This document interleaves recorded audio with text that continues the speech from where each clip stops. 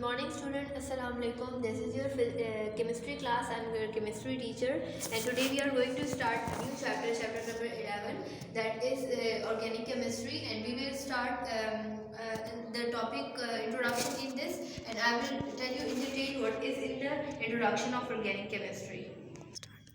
Okay, the organic compounds exist in large number and they are studied in separate branch of chemistry called organic chemistry. कह रहे हैं कि organic chemistry या organic compounds इतने vast हैं क्योंकि इनकी अलग से एक branch रखी गई है. Organic chemistry is study of carbon containing compounds. Organic compounds में आपके पास क्या vital चीज़ होगी, वो होगी carbon, except oxides of carbon monoxide and carbon dioxide. जो आपके पास कार्बन कंटेनिंग कंपाउंड्स है जिसमें कार्बन होगा वो स्टडी करोगे आप अंडर ऑर्गेनिक केमिस्ट्री, एक्सेप्ट के सिवाय ऑक्साइड्स ऑफ कार्बन जो carbon monoxide and carbon dioxide इसमें नहीं आएगा. ठीक है, कार्बोनेट्स आएगा, बाइकार्बोनेट्स आएगा and some other carbides. In other words, we can say that it is the study of hydrocarbons and their derivatives. Hydrocarbons में आपके पास हाइड्रोजन प्लस कार्बन आएगा और उसके डिराइवेटिव्स के बारे में आप लोग पढ़ेंगे. डिराइवेटिव्स मतलब जो फर्दर इसकी फिर ब्रांचेस होंगी. There are several million organic compounds known today. Thousands of organic compounds are prepared every year. मतलब कि काफ़ी ज़्यादा ऑर्गेनिक कंपाउंड्स है और जो ईयरली आपके पास कितनी थाउजेंड्स ऑफ ऑर्गेनिक कंपाउंड्स जो हैं वो बनाए जाते हैं. A detail study of carbon showed that the carbon is a element but still its compounds are in millions. जो आपके पास कार्बन है वो एक एलिमेंट है लेकिन इसके कंपाउंड जो क्या है वो स्टिल आपके पास मिलियंस में आते हैं. ठीक है, therefore the organic compounds are now defined as hydrocarbons and their derivatives. जैसे कि मैंने आपको ऊपर बताया, hydrocarbons hydrogen plus carbon and their derivatives. Organic compound that contain one hydrogen and carbon atom are called hydrocarbons. Organic compounds may also contain other elements such as oxygen भी आ सकता है इसमें, chlorine, sulphur and nitrogen. Hydrogen के साथ आपके पास carbon के साथ और क्या बॉन्डिंग हो सकता है, इसमें ऑक्सीजन भी आ सकता है, क्लोरीन भी आ सकता है, सल्फर भी और नाइट्रोजन भी. ठीक है, ऑर्गेनिक कंपाउंड्स में B classified into two groups.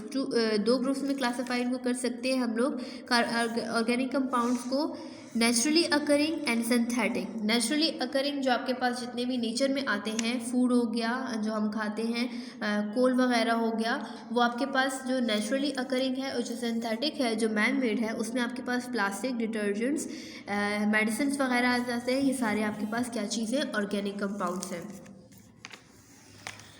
अब यहाँ पे आपको कार्बन का स्ट्रक्चर बताया हुआ है कि कार्बन एटम में आपके पास जो वैलेंस इलेक्ट्रॉन है उसमें कितनी कैपेसिटी होती है, 4 वैलेंस इलेक्ट्रॉन होते हैं. तो कार्बन जो है वो 4 डिफरेंट चीज़ों के साथ एक टाइम पे बाइंड कर सकता है. यहाँ पे आपको CH4 की एग्जांपल दी गई है.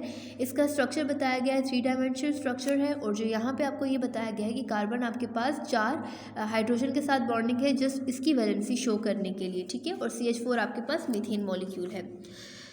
So each of these organic compound can be represented by molecular formula, structural formula. अब इसका organic compounds को हम किस किस में डिवाइड कर सकते हैं, फर्दर इसकी 4 आपके पास स्ट्रक्चर्स हैं. मॉलिक्यूलर है, स्ट्रक्चरल फार्मूला है, कंडेंस फार्मूला है and dot and cross formula है.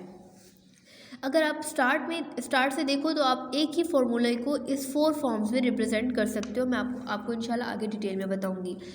Molecular formula, the formula which represents the actual number of atoms in one molecule of organic compound is called molecular formula.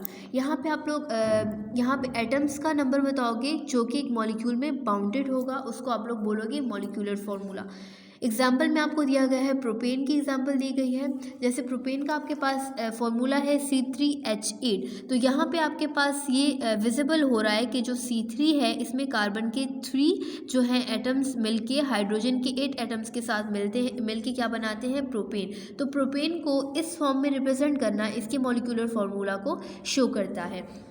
Second example में आपको दिया हुआ है C4H10 जो कि butane का फॉर्मूला है. और इसमें आपको ये बताया गया है, देखिए, propane consist of 3 carbons atoms and 8 hydrogen atom. Butane consist of 4 carbon atom and 10 hydrogen atoms.